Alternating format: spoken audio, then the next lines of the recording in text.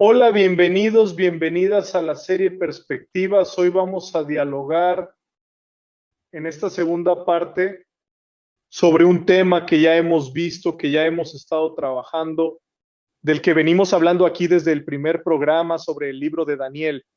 Y en este segundo programa nuestra idea es hablar un poco más sobre el contenido del libro, especialmente lo que es capítulos 7, 8 y 11 del libro de Daniel. Para ello hablamos con un experto. Nuestro invitado es el doctor Jacques Ducan. Es profesor emérito de exégesis hebrea y del Antiguo Testamento en el Seminario Teológico Adventista del Séptimo Día. Seminario Teológico, director del Instituto de Estudios Judeocristianos de la Universidad Andrews de Estados Unidos. El doctor Ducan forma parte del profesorado de Andrews desde 1984. También es editor general del proyecto Seventh Day Adventist International Bible Commentary. Ha escrito varios artículos, reseñas y es autor de más de 20 libros, algunos de los cuales han sido traducidos a varios idiomas. Y a quien le digo una vez más, doctor Jacques Ducan, bienvenido. La primera pregunta es, ¿por qué podemos seguir creyendo en la interpretación historicista profética que habla de poderes como el cuerno pequeño en los capítulos 7 y 8, trabajando para oponerse a Dios y sus fieles hoy? Esta es una pregunta importante, una pregunta desafiante, porque esta es la pregunta que nos pone en el contexto de las personas que interpretan las escrituras en un lugar muy especial. Debería decir un lugar diferente en algunos casos. Hay algunos lugares en el libro de Daniel donde nosotros como adventistas podemos decir que estamos completamente solos. Y estar solo no es ser diferente de todos los demás, siempre es difícil. Es un desafío y por eso a veces se convierte en una prueba de fidelidad. Pero es una cuestión muy importante. Quiero decir, solo unas pocas, digamos, indicaciones para entender lo que está sucediendo en este contexto de interpretación del libro de Daniel. Hasta, yo diría, el siglo XIX, siglo XVIII, muchas personas, la mayoría de las personas que se refieren a la Biblia, estudian la Biblia, el pueblo judío, los pueblos cristianos, entendían el libro de Daniel como una profecía real de alguien que pertenecía al siglo VI antes de Cristo y por lo tanto que estaba haciendo una predicción. Y por lo tanto trataron de entender este libro como un libro profético que se refería también al futuro.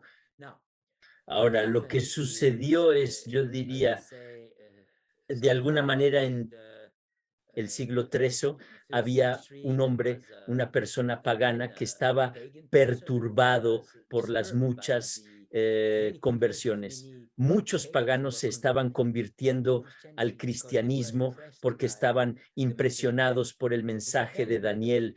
El libro de Daniel, por cierto, es otro elemento que a veces pasamos por alto. El libro de Daniel es uno de los libros más importantes en el comienzo de la proclamación del mensaje cristiano.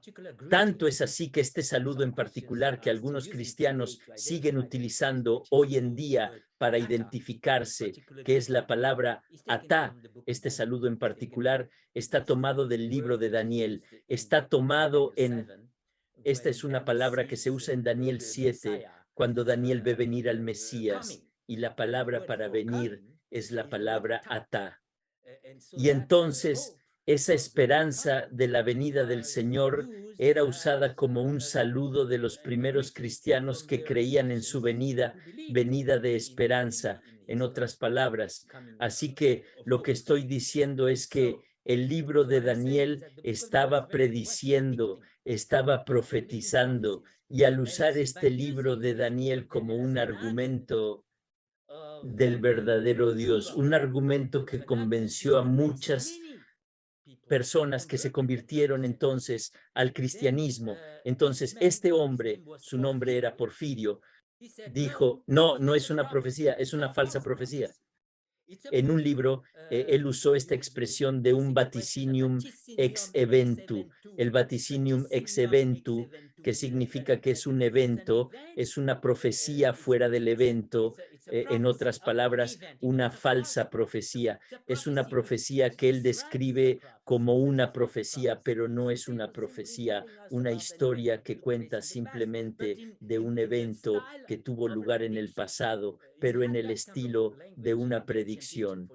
Tenías ese tipo de lenguaje en el antiguo Egipto, por ejemplo, cuando un falso faraón, digamos un faraón, alguien quería ser faraón y no era parte de la herencia normal, no era parte de la familia del faraón. Así que lo que él haría, simplemente le pediría a un falso profeta que por favor hiciera una profecía indicando que un buen faraón vendría, y así esa profecía se refería a él para probar que él era el faraón correcto. Así que ese era este hábito, esta costumbre que se usaba en la antigüedad, que este Porfirio usó como argumento de que era una falsa profecía.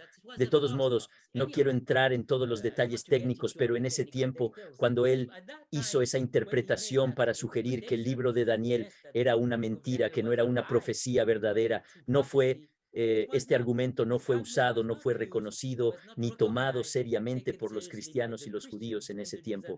Pero en el siglo XIX, la gente que comenzó a acercarse a la Biblia desde el punto de vista solo usando la razón, eliminando todo lo sobrenatural, incluyendo la posibilidad de predicción del futuro, interpretaron el libro de Daniel a la manera de Porfirio. Así que tomaron este argumento de Porfirio y lo utilizaron en la interpretación del libro de Daniel. Así que ya no era una profecía, era solo una historia escrita al estilo de una profecía, pero que en realidad se refería a un acontecimiento que ya había tenido lugar. Era una falsa profecía, ¿de acuerdo? Así que eso es lo que la mayoría de la gente hoy en día, cristianos, judíos, la mayoría de los cristianos de hoy y judíos han adoptado esta interpretación. Así que estamos entre la muy, muy pequeña minoría que todavía abrazan la vieja interpretación, el viejo método de interpretación, que está indicado como historicista. Eso significa que hay una profecía que concierne a la historia y que se cumplirá en la historia. Eso es lo que llamamos historicista.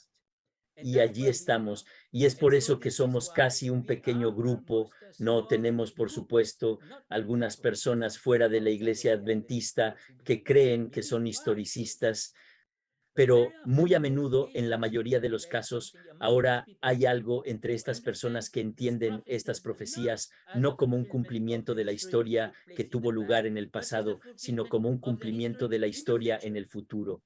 Son futuristas. Así que, en otras palabras, uno no puede controlar realmente si realmente esta profecía se cumplió en el pasado. Si no tuvieras pruebas de que Daniel pudo realmente hacer una predicción verdadera que se cumplió en el pasado, ¿cómo puedes creer en una predicción de una profecía que concierne al futuro que no conoces? Entonces, lo que tenemos, lo que realmente caracteriza al historicista, al verdadero historicista, es que la profecía se refiere no solo a hechos que recordaríamos que pertenecieron al pasado y que podríamos verificar, sino también a profecías que se refieren al futuro hasta el fin de los tiempos. Eso es el historicismo. Ahora, cuando recibimos eso, por supuesto, creemos en el Dios de la historia que puso sus eventos que tuvieron lugar en el pasado, pero creemos también en el Dios de la historia que realmente se cumplirá, que trae profecías que se refieren al futuro, y por eso podemos tener fe y esperanza. en el acontecimiento futuro de la salvación, porque hemos visto el cumplimiento de esas profecías. Y Daniel habla de la profecía de la venida del Mesías, Jesucristo, a su debido tiempo. Tienes la profecía de las 70 semanas. Es una profecía muy, quiero decir, en realidad, esta es la profecía que me convenció, que me llevó a dar mis primeros pasos en mi descubrimiento de Jesucristo, fue Daniel 9. Y eso te dice, por supuesto, acerca de mi pasión por este libro que acompaña a mi conversión desde el principio. Y desde entonces he estado muy interesado en descubrir cosas en este libro. Te estoy dando mi testimonio personal. De todos modos, por lo que tiene el cumplimiento de una profecía, así que es la primera venida de Jesucristo, su muerte y su resurrección están allí en el libro de Daniel 9, pero luego más allá de esta profecía que realmente comienza el nuevo pacto, que realmente abre el mensaje del Dios del cielo, del Dios de la creación a todo el mundo, a todas las naciones, cumpliendo otra profecía, que por cierto fue la profecía que fue indicada a Abraham. Sería una bendición para todas las naciones.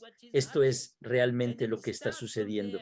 Y empezando desde allí, entonces uno ve la historia de la profecía de los acontecimientos que está teniendo lugar a continuación desde el momento de Jesucristo hasta el momento del fin.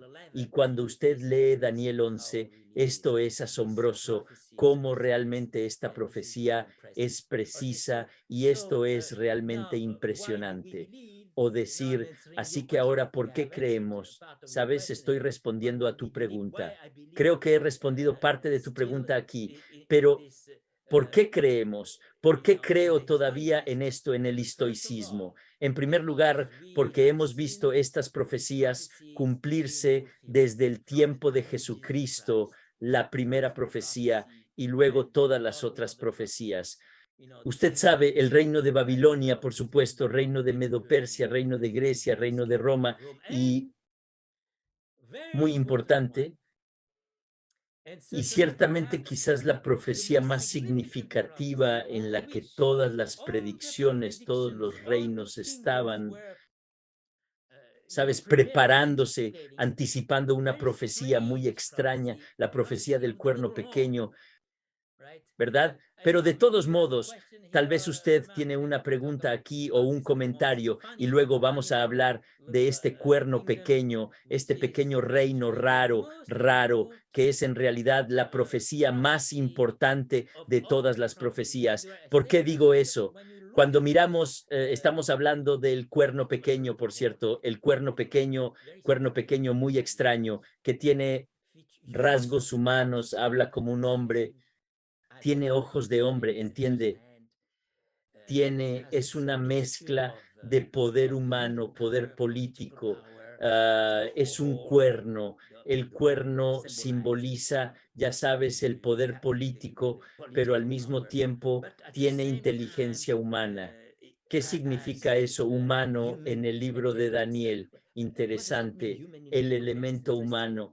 Cuando Daniel usa el elemento humano para representar un reino o para representar un poder, en realidad se está refiriendo a una entidad espiritual.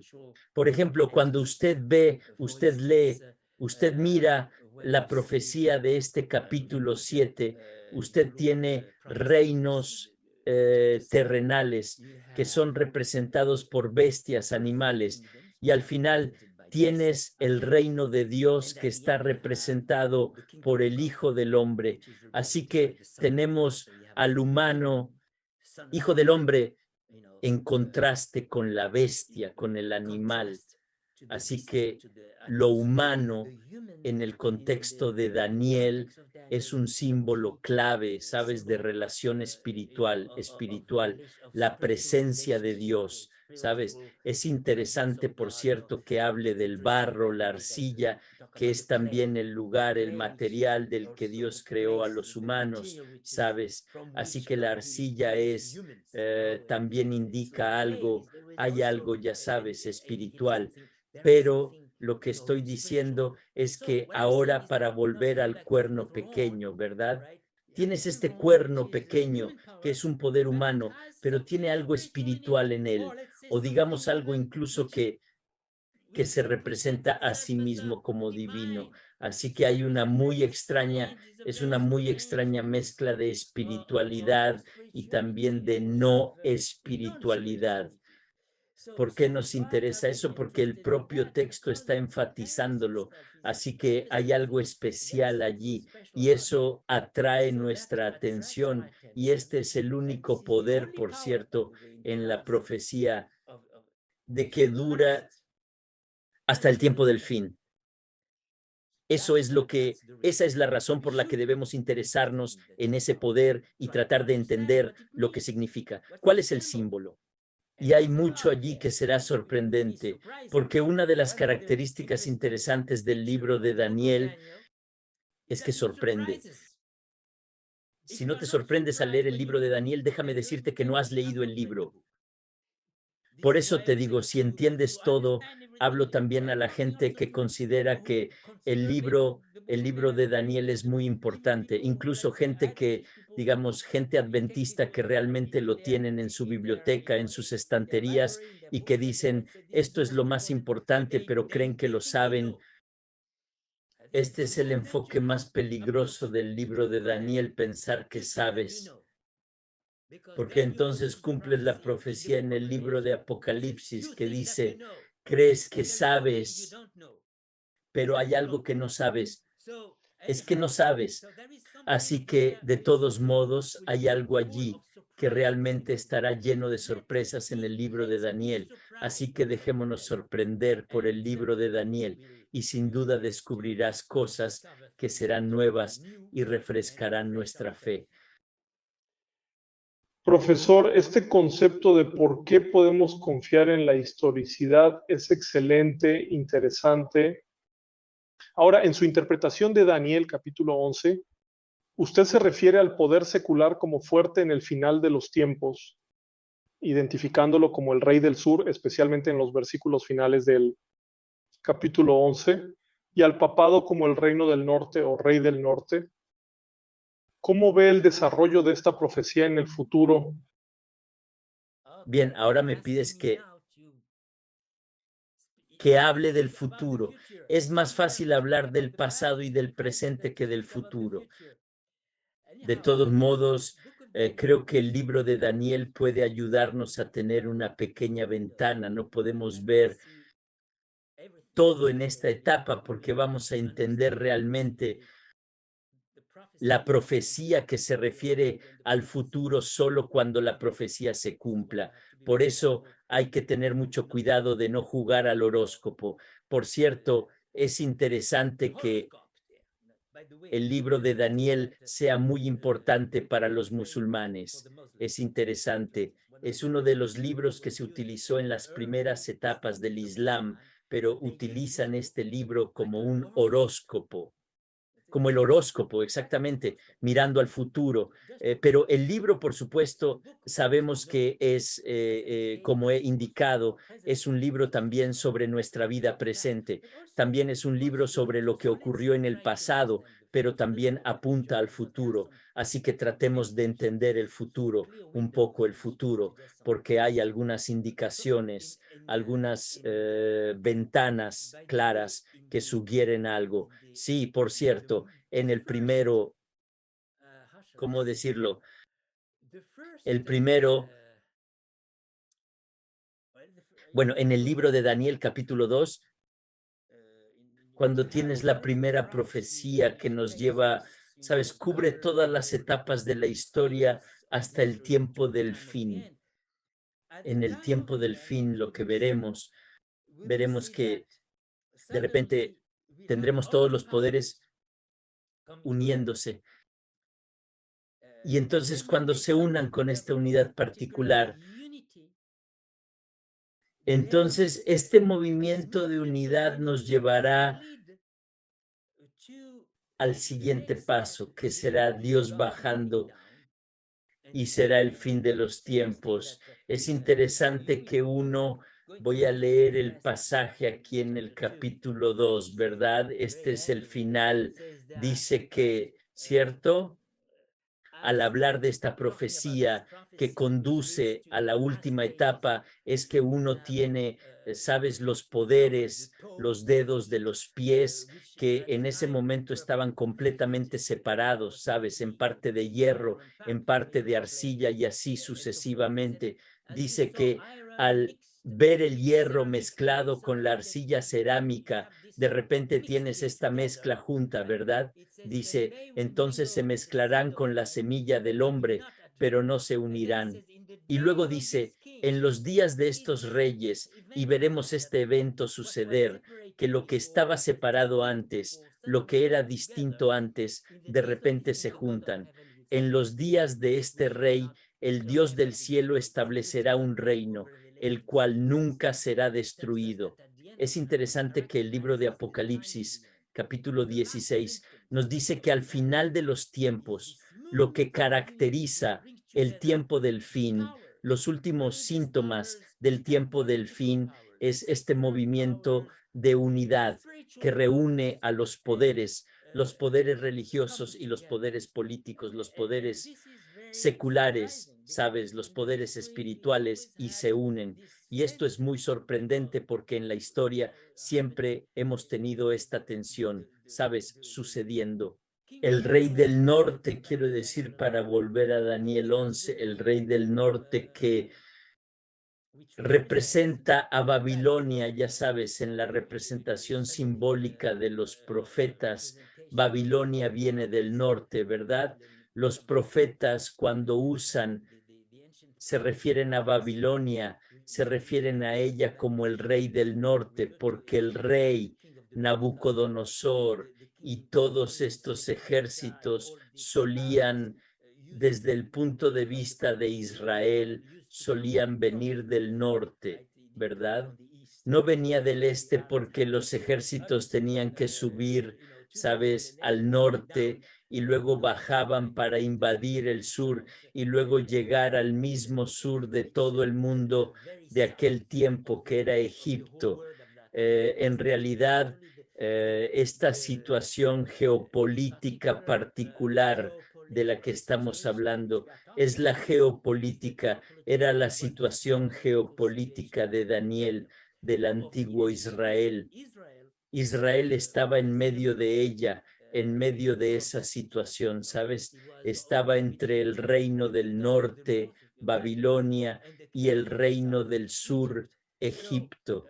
Así que muy a menudo, ¿sabes? El antiguo Israel fue tentado, o iría con Egipto, o iría con Babilonia, y así estaban en este tipo de situación. Y esta situación geopolítica en particular, el norte, Babilonia, el sur, Egipto e Israel en el medio, el pueblo de Dios en el medio, se utiliza como paradigma en Daniel 11. Y así cuando en Daniel se habla del norte, esto es Babilonia. Babilonia representa simbólicamente un poder que toma el lugar de Dios. Babel, Babilonia, Babel, por cierto, debería haberlo dicho antes, pero uno de los paradigmas en el libro de Daniel que se utiliza muy a menudo es la historia de la Torre de Babel. La gente no se da cuenta de que es desde el principio. Tienes una alusión a la historia de Babel cuando dices que ves a Nabucodonosor, este poder que viene de, estaba trayendo los artículos de Israel a Sinar, que es el valle, que es, por supuesto, su lugar, Babilonia. Y esta palabra Sinar es una alusión a la Torre de Babel, porque aquí es donde la Torre de Babel tuvo lugar. Y estos son los dos lugares donde tienes la palabra Sinar, un término técnico. Así que una alusión a la Torre de Babel desde el principio para aludir al hecho de que Babilonia representa esta mentalidad, este poder que quiere subir al cielo y tomar el lugar de Dios. Eso es lo que quieren los de Babel, lo que querían los de la Torre de Babel. Quieren tomar el lugar de Dios. Babel significa la puerta de Dios, por lo que querían llegar al cielo. Y sabemos que después de esto, Quiero decir, la gente, por cierto, la gente de la Torre de Babel quería ser uno. ¿Para qué? Para poder luchar contra este poder que venía de arriba, ¿verdad? Así que tienes este paradigma de la Torre de Babel. Tenemos que entender ese paradigma de la Torre de Babel, unirnos, ser uno, ¿verdad? Una lengua, una mentalidad. Nos unimos para poder alcanzar. La puerta de Dios significa luchar y conquistar la puerta de Dios. Quiero decir, cuando se toma la puerta de una ciudad, significa que controlas esa ciudad. Él toma, Daniel, este paradigma y lo aplica a su profecía. Así que cuando habla de Babel del norte, que va a unirse con el sur, que vemos el último evento que vemos en el último. Uno lee el libro de Daniel, se ve de repente, uno lee en el una de las últimas imágenes, el último evento que se indica, podemos ver aquí, estoy leyendo aquí en el capítulo 11 y más precisamente debería decir en versos del 43, ¿ves? Hemos ido al verso 43, está hablando de que el poder del norte tendrá poder sobre los tesoros de oro y plata y sobre todas las cosas preciosas de Egipto, refiriéndose a Egipto, el sur. Y Egipto, por cierto, así como Babilonia representa simbólicamente un poder religioso que quiere tomar el lugar de Dios, Egipto en el simbolismo bíblico representa a un poder secular, el poder del faraón que no necesita a Dios, que no conoce a Dios, un poder que se basa en las fuerzas humanas, caballos, los caballos, y en realidad cuando siempre hubo una tentación por parte de Israel, el pueblo de Israel, incluso por parte de Abraham, se puede ver que en la historia de Abraham la tentación de ir a Egipto, porque allí no necesitas tener fe, tienes todo lo que podías ver en tus ojos, no necesitas esperar el agua que viene de arriba, tienes el agua abajo, así que ese era el país que representaba un poder teísta, solo creer en tu fuerza humana, eso es lo que representa Egipto, así que al final lo que vemos aquí, que ahora vamos a leer de nuevo el texto, tenemos aquí, dice, ahora tendrá poder.